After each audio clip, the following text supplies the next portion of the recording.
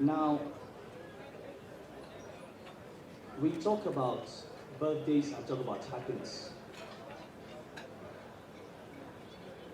I remember a few weeks ago someone asked me, "Are you happy?"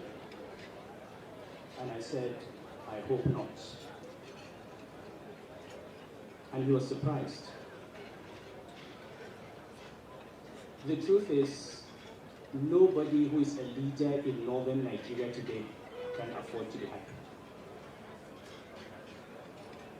You can't be happy with 87% of the poverty in Nigeria being in the north. You can't be happy with millions of northern children out of school.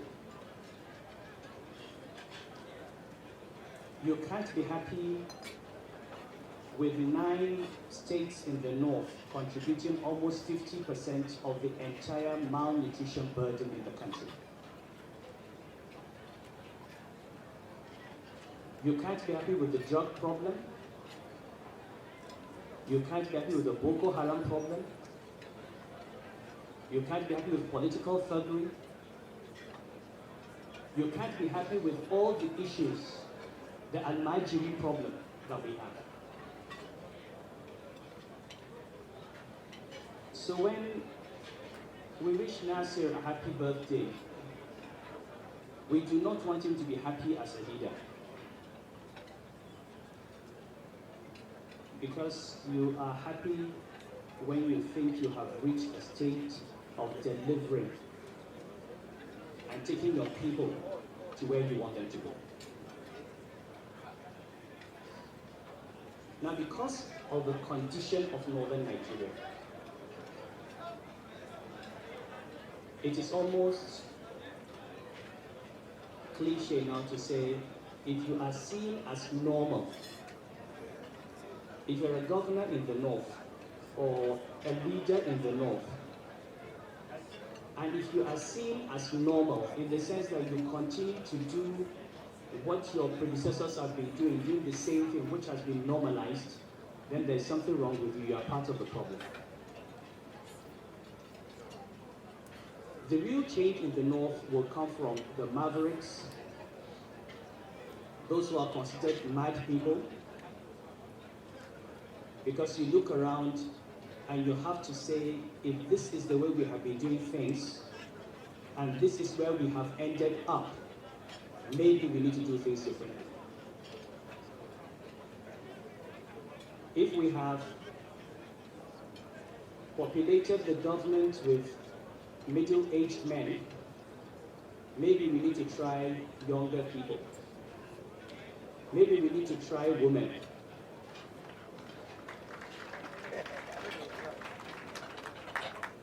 If we have spent our time and our money on physical infrastructure, maybe we need to invest more in the education of our children. Maybe we need to invest more in nutrition. Maybe we need to invest more in primary health care. And the truth is, if you look at what Nasir is doing in Kaduna with 40% of its budget in education, that is the only thing that is going to save the North. And I know that when we say these things, they don't go down well. We've been saying this for 20, 30 years. If the North does not change, the North will destroy itself. The country is moving on. Culture system that everybody talks about must have a sunset clause. The reason people like Nasir stand up and they're nationalists is that you don't have any sense of inadequacy. You don't need to write on being from Kaduna State or being from the North or being a Muslim to get a job. You go with your credentials, you go with your competence, you can compete with any Nigerian from anywhere.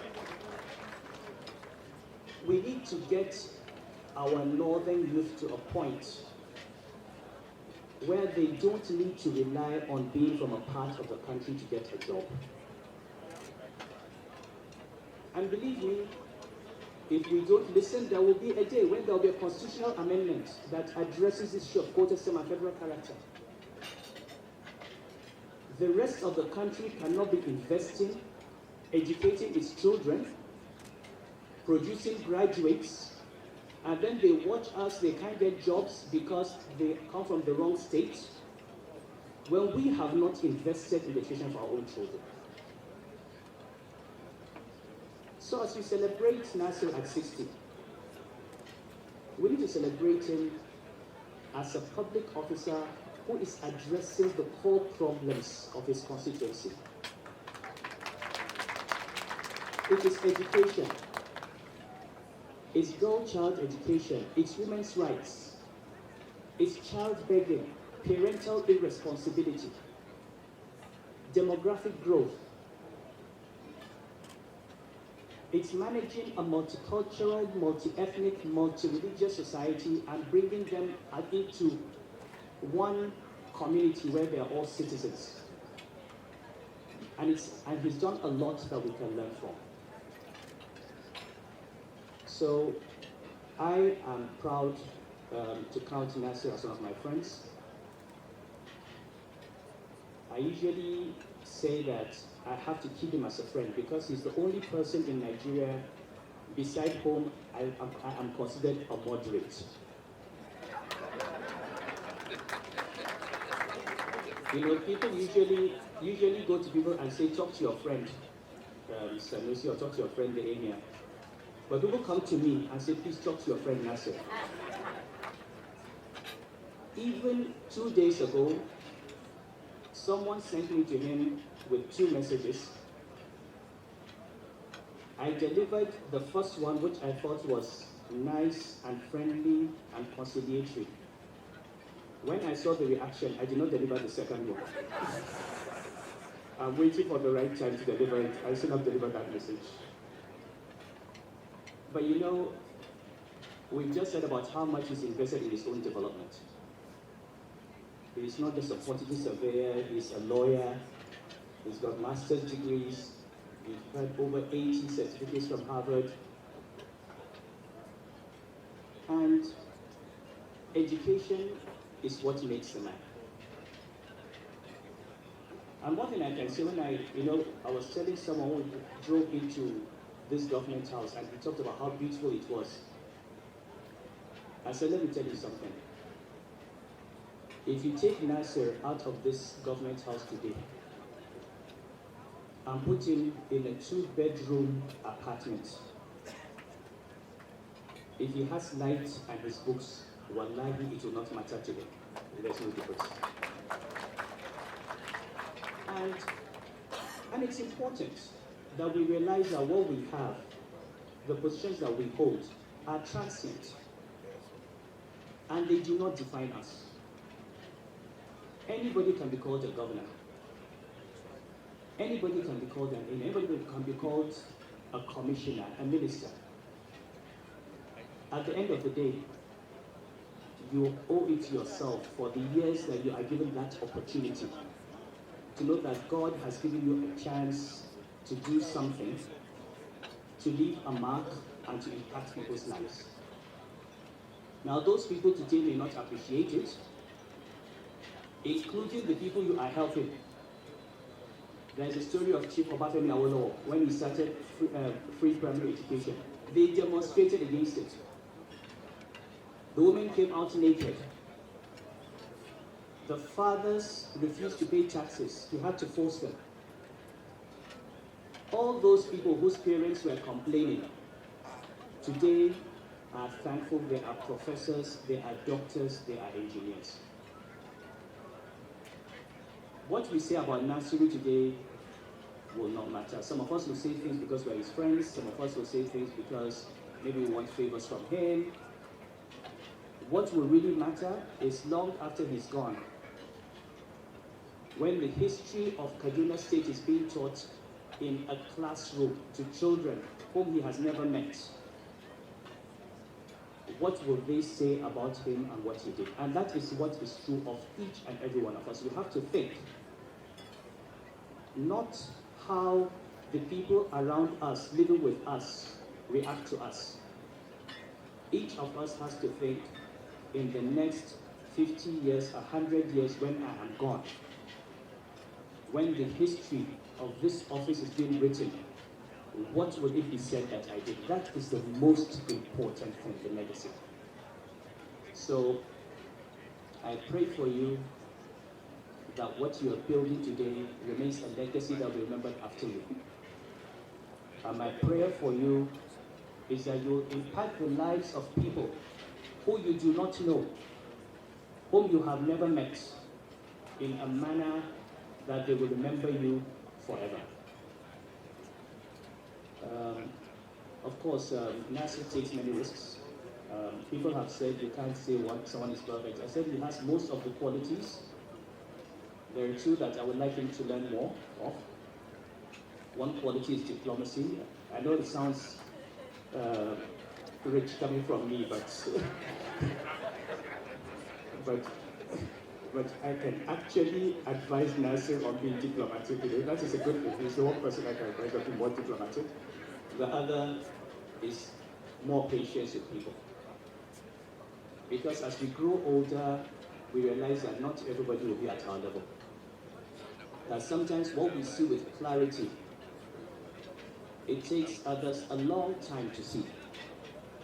And maybe it's not malice, maybe it's not bad intention, it's just that they can't see it. And so sometimes we need to slow down. A final story of, like I said, it takes risks, and he needs to take risks.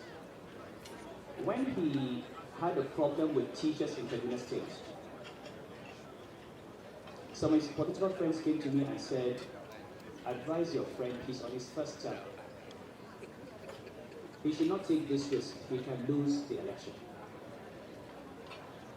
So I said, okay, I will advise him, but I know you will not listen to this advice. I mean, I wasn't surprised, I knew what his answer would be. But I came to him, I said, Nasir, some people think you should wait until you get your second term.